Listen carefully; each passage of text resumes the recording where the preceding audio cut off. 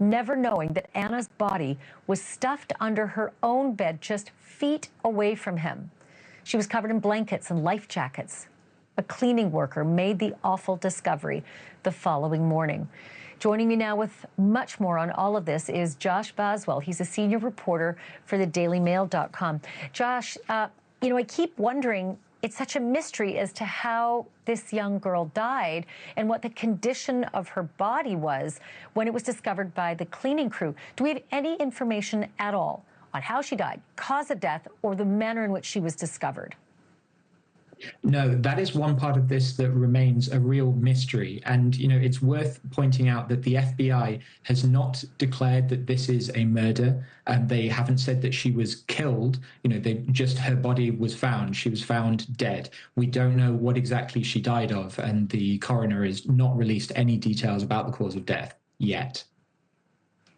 Then speaking of this surveillance video and the patterns of who walked into that room and when, and who walked out of that room, do we know if Anna died in that room?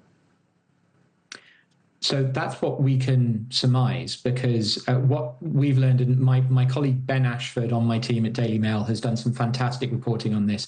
He got from sources close to the family and a source who has been briefed on the investigation that there is CCTV footage that it shows Anna going back into that room and never coming out again.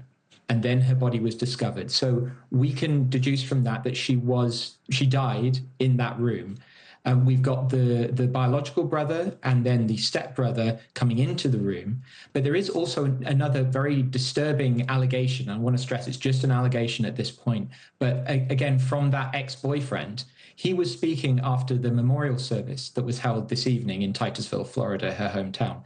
And he was saying that he had spoken to the younger brother, the biological brother, after all this had happened. And what that 14-year-old had told him was that he had heard shouting, screaming, what sounded like furniture being thrown around. He tried to get back into the room, and the stepbrother blocked his way and told him to leave. So that's an extra development here that kind of adds a nuance to this, that there was perhaps some conflict going on there. But again, this has not been verified, and this is just the ex-boyfriend saying what he was told, allegedly, by the younger biological brother. So if we're to believe what the ex-boyfriend says he was told by this younger biological brother, this confrontation, the yelling, the screaming, and the blocking of not being able to get back into his room, this happened right prior to the death, or days before? Or what was the timeline of that confrontation? The timeline for this, according to that ex-boyfriend, Josh Tew, that was the night that she went into the cabin and never emerged. What we have from the coroner in Miami is the date of death being declared at 11 a.m. the next morning. But that doesn't seem to be when she actually died. It seems like she may have died at some point during that night of November 6th. She certainly didn't show up for breakfast the next morning, November 7th. That's when the family was alerted to her being missing, something being wrong. But also this younger biological brother, 14-year-old, was saying that he never saw her. When he came back to the room, he didn't see her. He went to bed and got up and she still wasn't there. So we don't know exactly when she died. We don't know exactly when her body ended up underneath her own bed, wrapped in this blanket. But we know that it's in the time frame of between when she left in the evening for dinner. She left dinner early from the rest of the family on November 6th. And at some point later that evening, when the younger brother, if we are to go on his reported testimony to what he's telling other family members, what he's allegedly told the ex-boyfriend, it was sometime later that evening. That's what I think we're piecing together right now. And important to note that this is the FBI handling this, not the Miami police, because it was out on, the open seas and international waters, and that's why it may be more difficult to get this information. I'll just ask you this last question. I'm pretty sure you don't have the answer, as most of us don't. Do we know if toxicology is being performed on Anna's body and if there's going to be any results announced anytime soon? We don't have any information confirming that. But I think, one can assume that the investigators on this case are going to try every method they can to find out what happened to her. It may be that there's something more obvious, something physical on the body that would help determine the cause of death, but we don't know that right now. And if I'm an investigator on this case, I would want to pursue every avenue. Yeah, unless there's something so incredibly obvious about the condition that her body was found in. Gosh, Josh Boswell, thank you so much for this. I hope you'll come back as we continue to try to figure this mystery out. So appreciate it. I would love to. Thank you. Luckily, we've got Bridget Matter of WPLG in Miami to help us unpack it all. And she's live tonight from the Intracoastal Waterway near the Port of Miami. Okay, Bridget, do you have any of the latest information on the investigation? Because right now we're piecing it all together from custody filings, and that seems to be the only source suggesting that this 16-year-old stepbrother of Anna's may be a suspect in her death. Yeah, we'll get into those court documents, but I do want to talk about this investigation. As you mentioned, the FBI is being so tight-lipped on this. The cause and manner of Anna Kepner's death, it still has not been released. And the reason the FBI, they're involved in these cases on board cruise ships, when somebody dies or there's a suspicious death, they become involved. I actually checked in with them this afternoon, and they say they don't have any updates for us officially. The other thing I have new tonight is Carnival. They did release a statement. They are cooperating with the FBI, and they referred us back to the FBI. So much of the same. But let's break down what happened here. As you mentioned, Anna belongs to a blended family. She was on this cruise ship with her father, her stepmother, and her step siblings. And in some way, she was killed. She died. She was found dead in a cabin underneath a bed. And if you know anything about cruise ships, you know that there are a lot of cameras on those ships. And of course, the FBI, I'm sure they are poring over that surveillance video, trying to piece together her last moments, her last day on that ship, who she was with, and what she was doing. So I'm so curious, Bridget, about the 16-year-old stepbrother, because one of the things that his dad has said in the custody fight is that this kid is apparently staying with a third party and that he's out of custody and that he was never arrested. And I'm not so sure because I feel like I've seen that he was held at some point. Do you know what happened at all to this 16-year-old boy once he got off the ship with his family?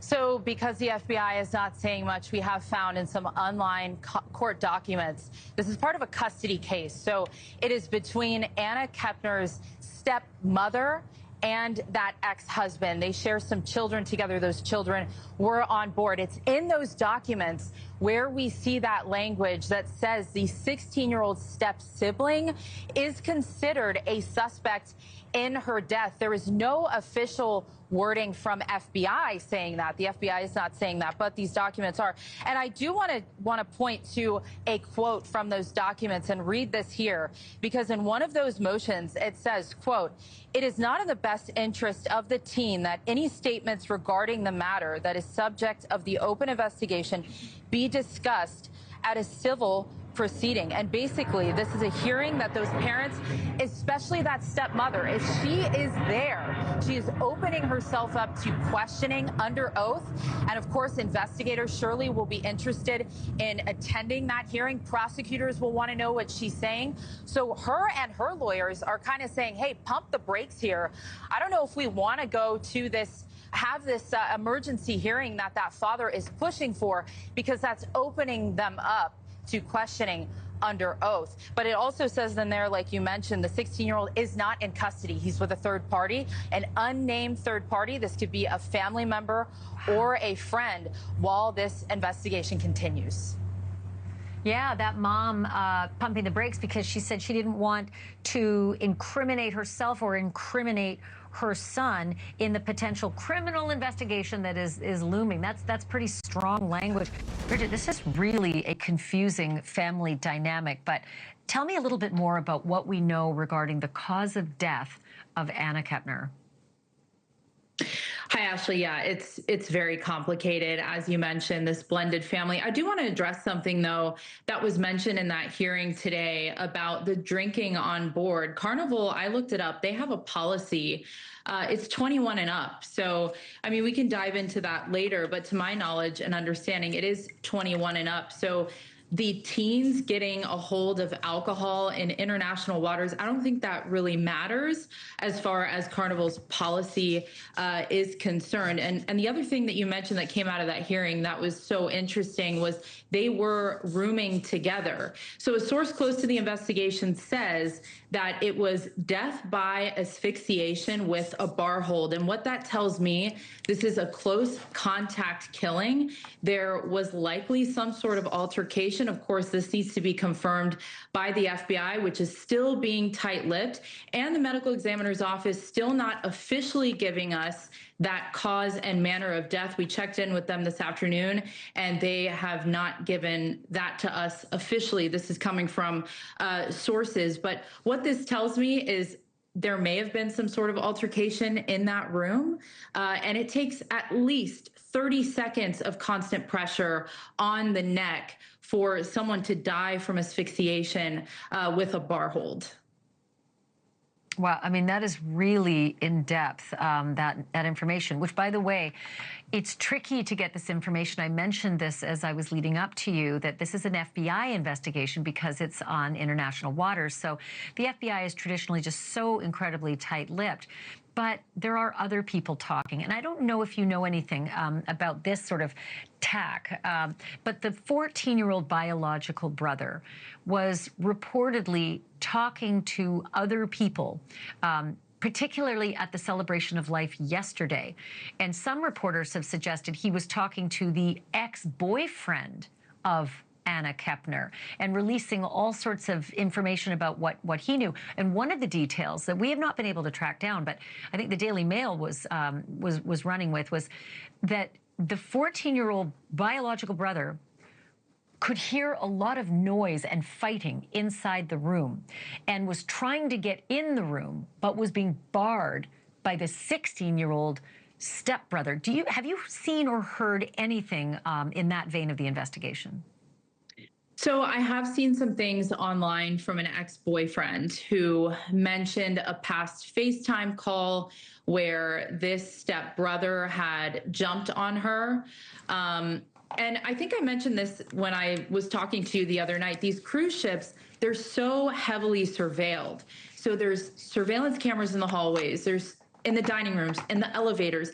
They're able to track every move that you're making. And I believe, at least on some ships, and I haven't confirmed it with Carnival, but the key cards are going to tell investigators a lot as far as what times they were going in and out of their room, because you have to swipe those cards to get into your room. And that's kind of, you know, your way around the ship. As far as a sibling trying to get in after hearing an altercation inside, I have not independently confirmed that. Lots of chatter online about the relationship between Anna and her stepbrother and possible concerns that she had about him leading up to this. Yeah, that dad of Anna's ex-boyfriend said there was a severe obsession and that Anna had complained to her ex-boyfriend that her stepbrother was obsessed with her and that he wanted to date her despite the fact they had a family dynamic together. They were step-siblings. Again, this is all hard information to track down given the fact it's an FBI investigation. So this is sort of witnesses, those who gathered at the celebration of life, and of course this ex-boyfriend and his father speaking to reporters. Talk to me a little bit about this return of the ship to port.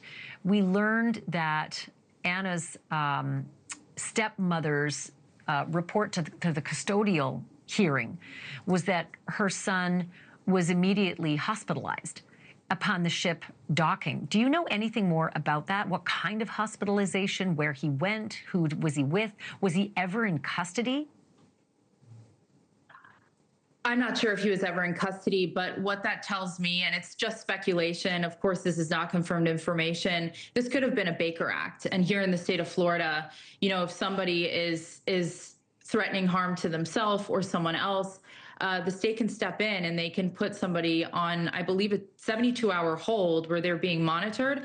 I'm not saying that's what happened, but I'm saying that's a possibility here. If he was hospitalized once this ship came in, you know, and that will come out later on if that is the case. Yeah, and I have heard this new reporting also that he's staying, the 16-year-old suspect. I call him a suspect not because police do. I call him a suspect because mom said so. His own mother said in custodial hearings that the FBI informed her that her child is being investigated and could be a suspect in this particular case. But the fact that this child is now staying with a third party, I'm trying to make hay of that as well, because I know that much of the fighting between this stepmother, the mother of the 16-year-old suspect, and her ex-husband has been over their 9-year-old child. And I'm not exactly sure if they're fighting for custody over the 16-year-old as well, given the fact the 16-year-old is staying with some third party. Do you know anything about where he's staying, who this third party is? It appears he's staying with a family member of the mother. And I think in that hearing, what his biological father is alleging, and his legal team, is that she was allowing, you know, the teenagers to stay in their own room, to drink and everything like that, and that she wasn't necessarily keeping them safe. You know, and it seems like they have had contention in the past. If you look at the court docket, even before all of this happened, you know, there was some back and forth between the parents. As far as, you know, we have the same questions too. You know, when are the charges coming? If he is going to be charged, what will the charges be? FBI still being really tight-lipped. Carnival really giving out the same statement that they've been giving out for the last 12, 13 days. We're really left in the dark here. And to me, it's because this is a 16-year-old. The rules might be a little bit different because he is a minor. I would imagine that he will be charged as an adult given the circumstances if, you know, he is charged with murder. But we'll have to wait and see. And FBI is really not giving out much.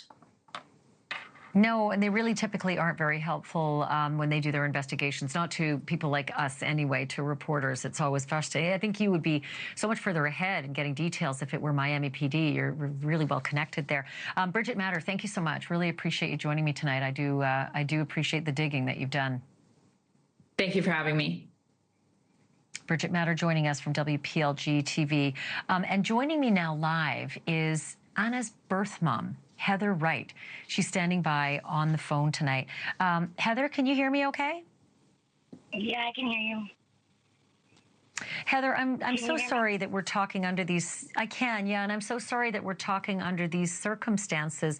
I wanted to ask you what you can tell me about the cruise ship coming back into dock. And we were aware that your daughter was offloaded in a gurney from that cruise ship, and that investigators were aware right away. But as I understand it, you weren't told that your daughter was dead. No, my ex-husband did not try to contact me at all whatsoever to let me know that my daughter died. I found out because I live in Oklahoma, and my youngest son goes to school with a good friend of mine's nephew, and he told her nephew that his sister was murdered on a cruise ship. So I got a text message saying, hey, is Anna on a cruise? And you need to find out right away and call me. And I was like, do what? So I called Anna's cell phone. She didn't answer. So then I got a hold of her on TikTok. Well, tried to get a hold of her on TikTok. She still didn't answer. So I started questioning why is she asking me about that. So I got on my ex-husband's Facebook where there was nothing on there. So I got on to Tabby, his second wife's Facebook, as the woman that raised my daughter. And there I seen a picture of her car with flowers on it. And Tabby saying they were going to leave it at the high school for a short time as a memorial for Anna. And so that's when I Googled 18-year-old dies on cruise ship is what I put in the search bar. And that's when my daughter's face popped up all over Google. I cannot even imagine. Yeah, I just, honest to God, I cannot even imagine finding out about your daughter's death by Googling and not getting a call. And to make matters worse, there was a celebration of life. I'm not sure if it was a full-fledged funeral, but there was some kind of memorial held yesterday. And I'm told that you were banned, that your ex-husband banned you from going. Can you walk me through what happened and what the circumstances were? He told me that when I told him I was coming down there, he said that that he knew for a fact that Anna would not want me there. And I said, that's a lie. I was like, but whatever. And he goes, if you step foot in Florida, I will have you arrested immediately for back child support. And so you went anyway, right? Yeah. In disguise? Of course. Yeah. I wore a wig and I wore some really tall high heels, so that way, you know, if he was looking for somebody short, he wouldn't see me. And were you able to attend the funeral? Did anyone see you or spot you? Like, tell me what happened next when you got there. Nobody spotted me. I kind of stayed in the back, close to the door, so if I needed to make a quick getaway, I could. It was really nice. They had a lot of pictures of my daughter. I didn't see her dad, but then again, I wasn't trying to either. I stayed for a little bit, but I didn't stay for the whole thing. My anxiety got too high, and I had to go. And what? Tell me a little bit about the funeral. What was said about Anna at the funeral? They just talked about how she was a great kid and she did really well in school. She wanted to join the military. She had a boating license before she was able to get her driver's license.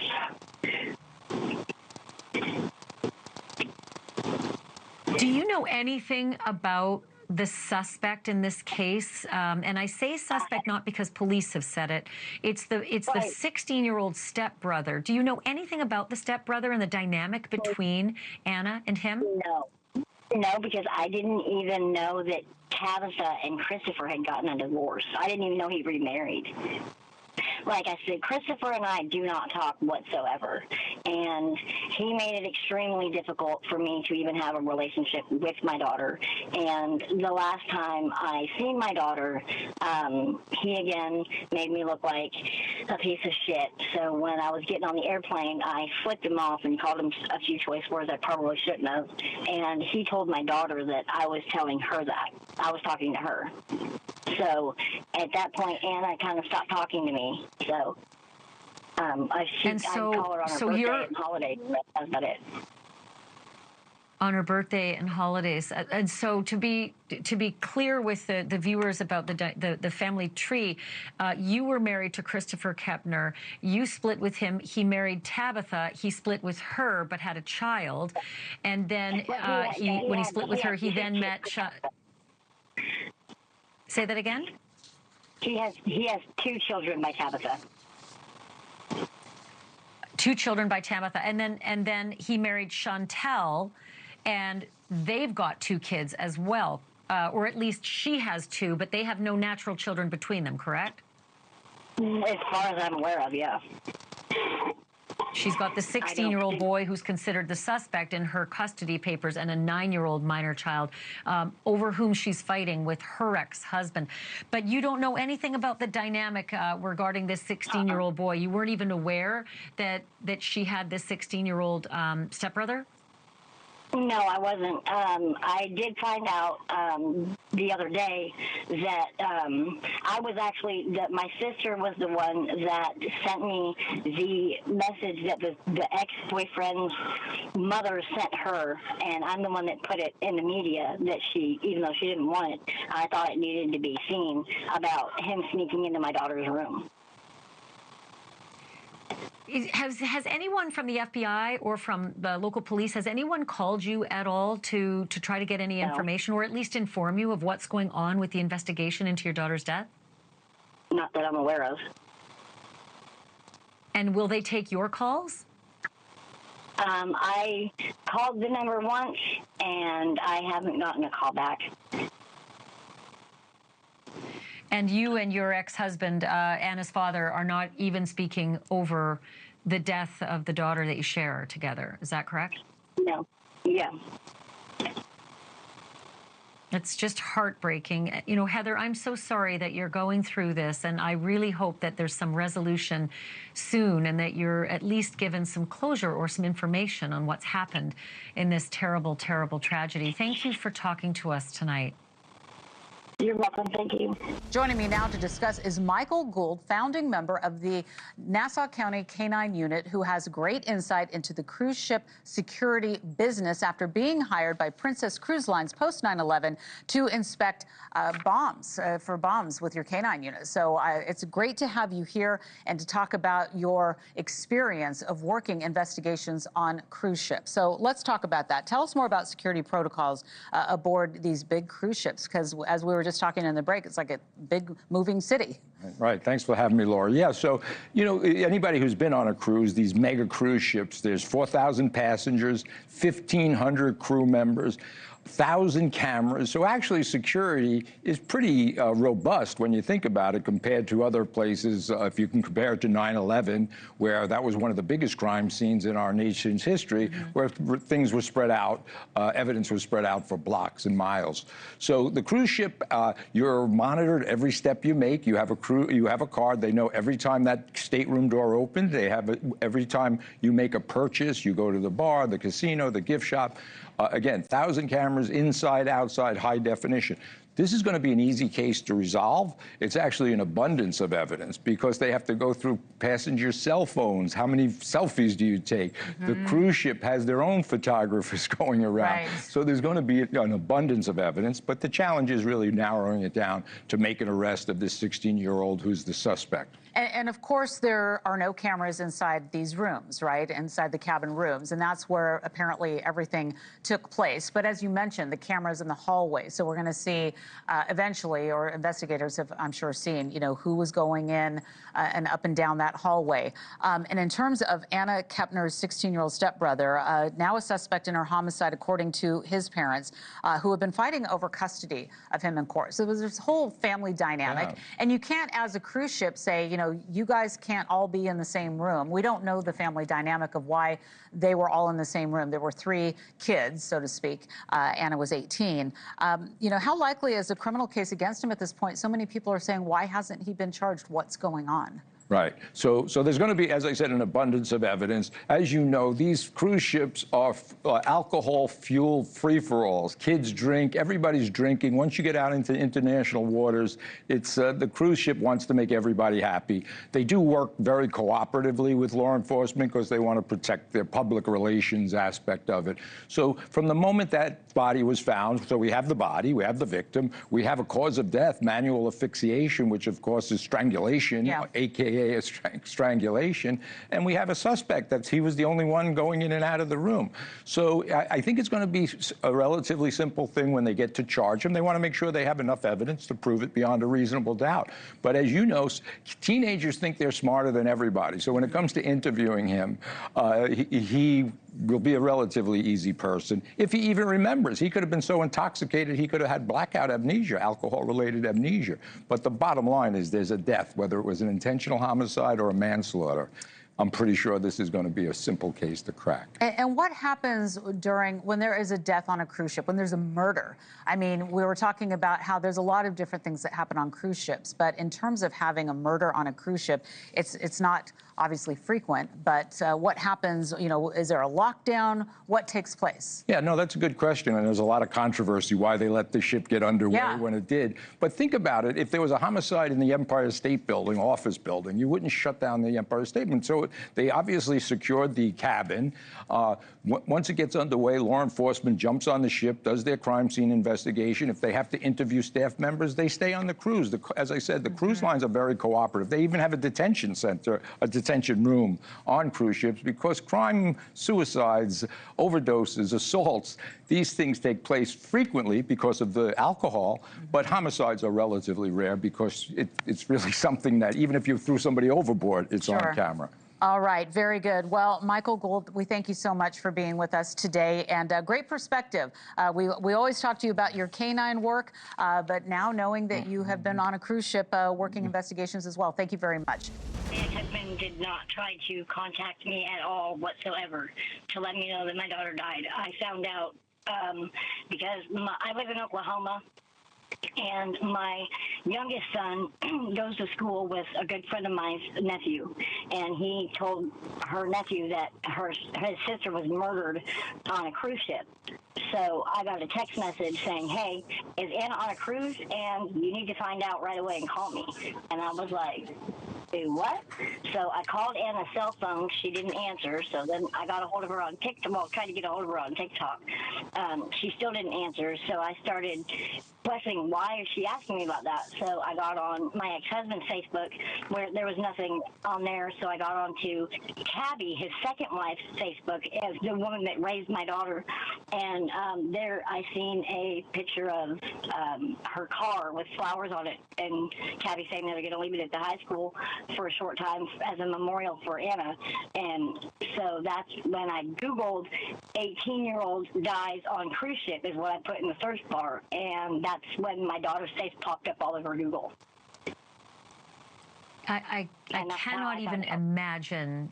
Yeah, I just, honest to God, I cannot even imagine finding out about your daughter's death by Googling and not getting a call.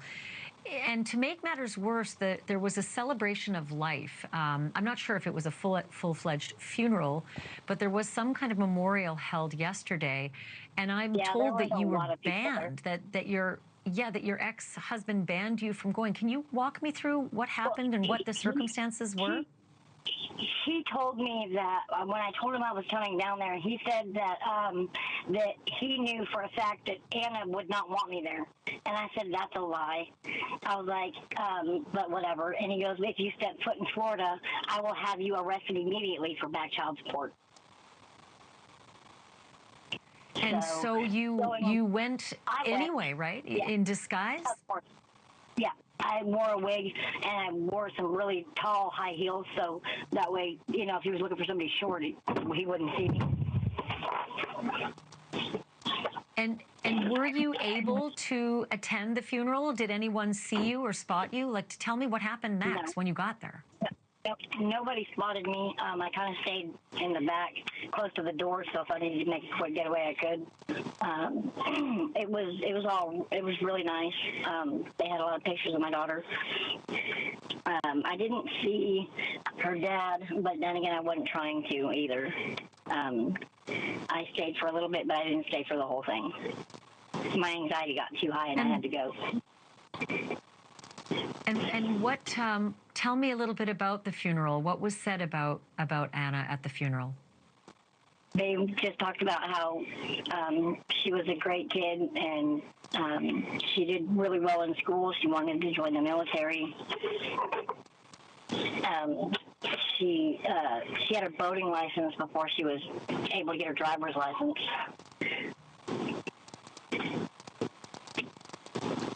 Do you know anything about the suspect in this case? And I say suspect not because police have said it. It's the 16-year-old stepbrother. Do you know anything about the stepbrother and the dynamic between Anna and him? know, because I didn't even know that Tabitha and Christopher had gotten a divorce. I didn't even know he remarried. Like I said, Christopher and I do not talk whatsoever, and he made it extremely difficult for me to even have a relationship with my daughter. And the last time I seen my daughter, he again made me look like a piece of shit. So when I was getting on the airplane, I flipped him off and called him a few choice words I probably shouldn't have. And he told my daughter that I was telling her that. I was talking to her. So at that point, Anna kind of stopped talking to me. So I'd call her on her birthday and holiday, but that's about it. Thank you for watching. Subscribe below and download our NewsNation app right now on your phone, and you will get fact-based, unbiased news for all Americans.